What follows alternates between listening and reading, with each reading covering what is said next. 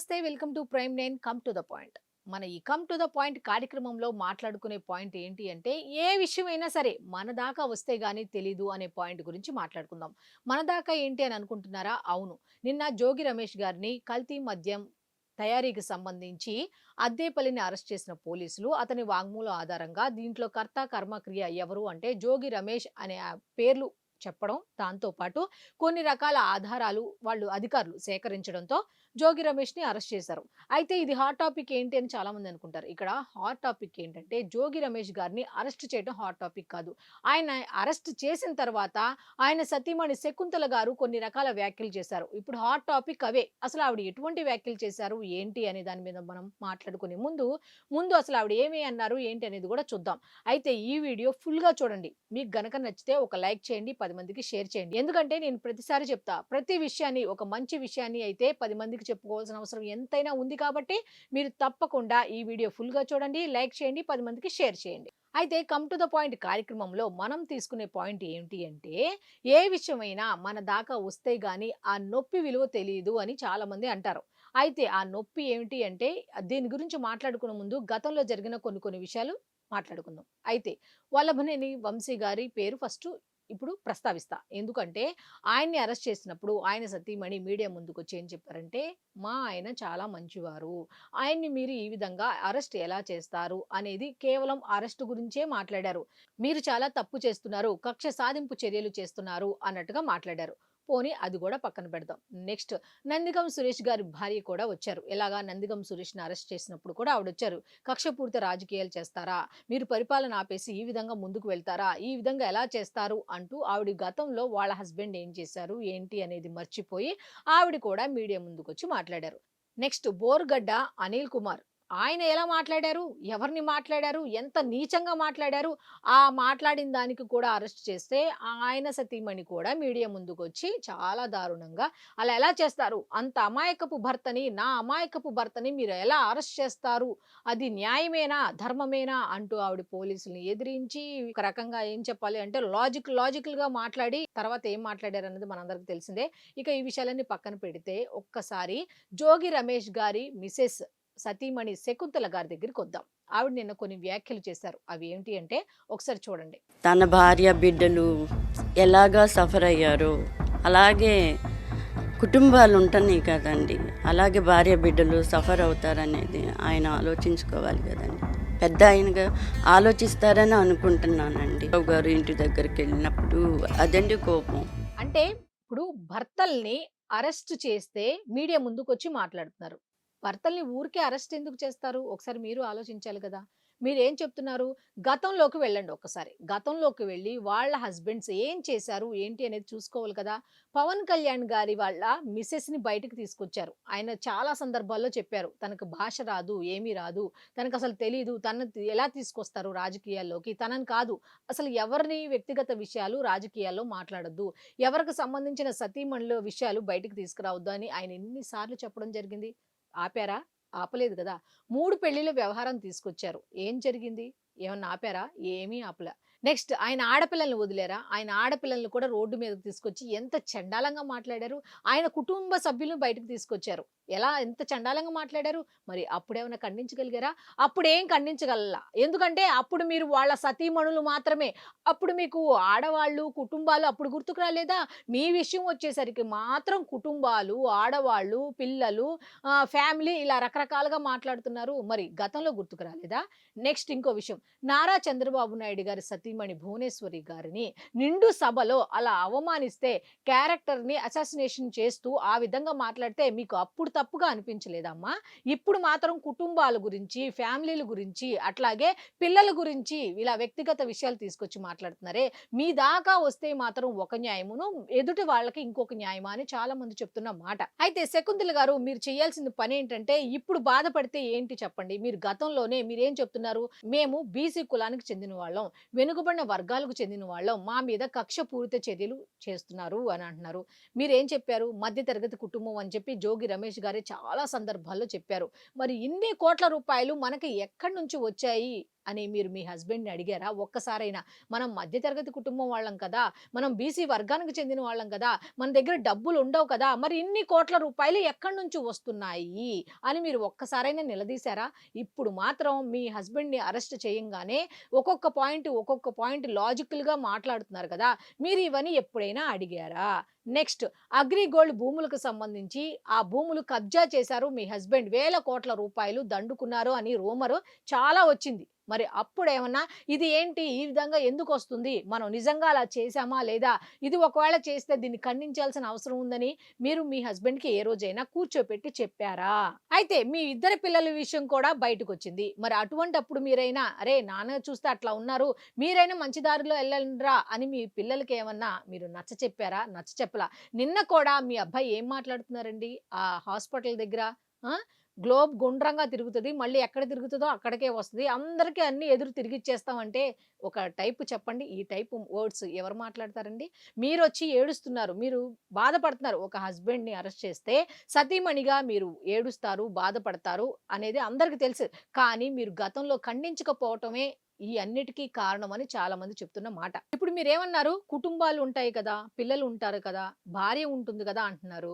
మరి కల్తీ మద్యం తయారు చేసి ఎన్ని కుటుంబాల జీవితాలు నాశనం చేస్తారండి? మీరు అప్పుడు ప్రశ్నించాలి కదా! వాళ్ళ ఉసురు మనకు తగులుతుంది. ఒక వ్యక్తితో పోదు ఇది. కుటుంబానికి మొత్తానికి వస్తది. మరి ఒక కల్తీ మద్యం తాగి ఒక వ్యక్తి చనిపోయాడనుకోండి. ఎవరు బాధపడతారు? వాళ్ళకి సతీమణి ఉండదా? వాళ్ళకి పిల్లలు ఉండరా? వాళ్ళు బాధపడరా? ఒకసారి మీరు ఆలోచించండి. ఎంతసేపు మీ గురించి, మీ గురించి, మీ గురించే తప్ప ఆ కల్తీ మద్యం తయారు చేసేటప్పుడు మరి మీ హస్బెండ్‌ని మీరు మందలించి ఉంటే ఇక్కడి దాకా రాదు కదా! కల్తీ మద్యం, కల్తీ మద్యం, కల్తీ మద్యం అని ఎన్ని రకాలుగా చెప్తున్నారు. కనీసం ఆయన దుర్గ గుడికి వెళ్లారు. అమ్మవారి ఎదురుగా ప్రమాణం చేయడానికి వెళ్లారు. దీనికి నాకు ఎటువంటి సంబంధం లేదు అని. అప్పుడైనా మీరు దేవతతో పెట్టుకుంటున్నారు, దేవుడితో పెట్టుకుంటున్నారు. మీరేం చేస్తున్నారు ఏంటి నాకు తెలుసు కదండీ! మీరు ఇటువంటి చేయకండి అని చెప్పి మీరు అప్పుడైనా ఖండించుంటారా? అప్పుడు ఖండించలా. ఆయన ఏం చేశారు అంటే నారావారి సారా, నారావారి సారా అని చెప్పి వాళ్ళు సంక్షేమం, అభివృద్ధిగా వాళ్ళ పనులు వాళ్ళు చేసుకుంటుంటే హైకోర్ట్‌కి వెళ్ళటం, నేను శుద్ధపూసని, నాకు ఏ తప్పు తెలీదు, నా మీద నిందలు వేస్తున్నారు అంటూ ఆయన మాట్లాడడం. ఇది ఏమిటి? మీరు అప్పుడైనా ఖండించాలి కదా! అని చాలామంది చెప్తున్న మాట. వీటన్నిటికి మీరు గనక ఆన్సర్ ఇస్తే చాలామంది మీకు సపోర్ట్‌గా నిలబడతారు. కక్షపూరిత రాజకీయాలు చేస్తున్నారు, కక్షపూరిత రాజకీయాలు చేస్తున్నారు, పరిపాలననేమో గాలికొదిలేశారు అని ఇంకో మాట కూడా అన్నారు మీరు. కక్షపూరిత రాజకీయాలు ఎవరు చేశారు? ఏంటి అనేది ఒకసారి గతంలోకి వెళ్ళండి. ఎవరు కక్షపూరిత రాజకీయాలు చేశారన్నది తెలుస్తది. మీకు గతం తెలీదా? మీరు దగ్గరుండి చూసారు కదా! గతంలో ఏం జరిగిందో మీకు తెలీదా? గతంని గతహ అనుకుంటే ఎలాగా? గతంలో చేసిన తప్పులకే ఇప్పుడు శిక్ష అనుభవించాల్సి వస్తుంది అనేది మీరు ఎందుకు గుర్తించట్లేదు? కక్షపూరితం అని అంటున్నారు. మరి చంద్రబాబు నాయుడు గారి ఇంటి మీదకెళ్ళి ధర్నాకి వెళ్ళి అక్కడ అలజడి సృష్టిస్తే మరి కక్ష అని మీరు చెప్తున్నారు. మీరు అప్పుడెందుకు ఖండించలా? మనకెందుకండి? మీరు మంత్రి అయ్యారు. మీ పని మీరు చూసుకోండి. మీరు ప్రజల కోసం పనిచేయండి. మీరు ప్రజాప్రతినిధి. ప్రజాప్రతినిధి కింద మీరు ఎన్నికయ్యారు కాబట్టి ఇవన్నీ మనకొద్దు. ప్రజాసేవ చేసుకుందాం అని మీరు ఎందుకు ఖండించలేదు? అసలు చంద్రబాబు నాయుడు ఇంటికి వెళ్ళాల్సినంత అవసరం మనకెందుకండి?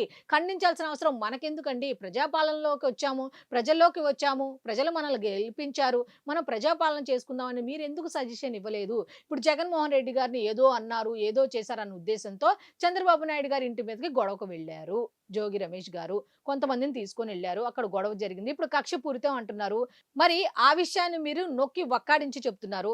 ఎప్పుడైతే ఈ కల్తీ మద్యం విషయం బయటకొచ్చిందో, ఈ అద్దేపల్లి అనే వ్యక్తే నాకు తెలీదు అని అంటున్నారు. మీరు గుండె మీద చేసుకొని చెప్పండి. ఈ అద్దేపల్లి జగన్నాథరావు అనే అతను జోగి రమేష్ గారికి తెలీదా? మీకు తెలీదా?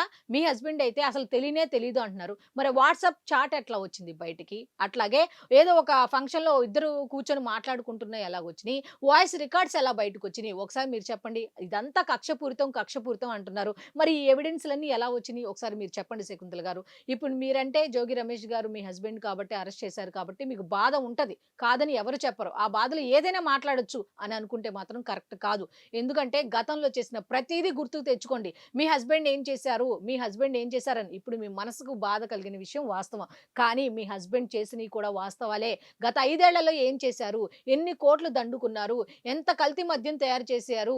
ఎంతమందిని ఎన్ని రకాలుగా నోటుకొచ్చినట్టు జగనన్న నువ్వు ఒక్క ఆర్డర్ ఇవ్వు, నేనేదో చేసేస్తా అని ఎన్ని సభల్లో జోగి రమేష్ గారు చెప్పారు.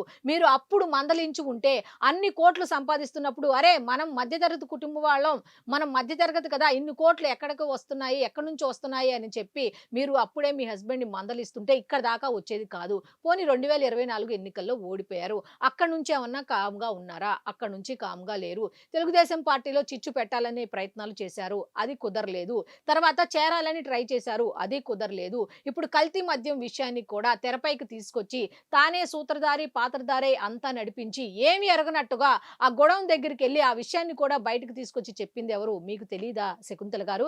ఇవన్నీ మీకు తెలుసు. ఇవన్నీ తెలుసు కూడా మీరు ఈ విధంగా ఒక మీడియా ముందుకొచ్చి ఈ విధంగా ఎలా మాట్లాడతారు అని చాలా మంది మిమ్మల్ని ప్రశ్నిస్తున్నారు. అంటే ఒక వ్యక్తి కల్తీ మద్యం తాగి చనిపోతే వాళ్ళకి భార్య పిల్లలు ఉండరా? వాళ్ళు రోడ్డు మీదకి రారా? వాళ్ళు ఏడుపులు ఏడవరా? అరెస్టుకే మీరు ఇంత బాధపడిపోతున్నారే, కల్తీ మద్యం తాగి ఎంతమంది ప్రాణాలు కోల్పోయారు ఒకసారి మీరు చెప్పండి. అసలు ఆ కల్తీ మద్యం విషయం 2024తో అయిపోయింది. ఇప్పుడు వీళ్ళు అధికారంలో కూటమి వాళ్ళు వచ్చారు, వాళ్ళ పని వాళ్ళు చేసుకుంటున్నారు.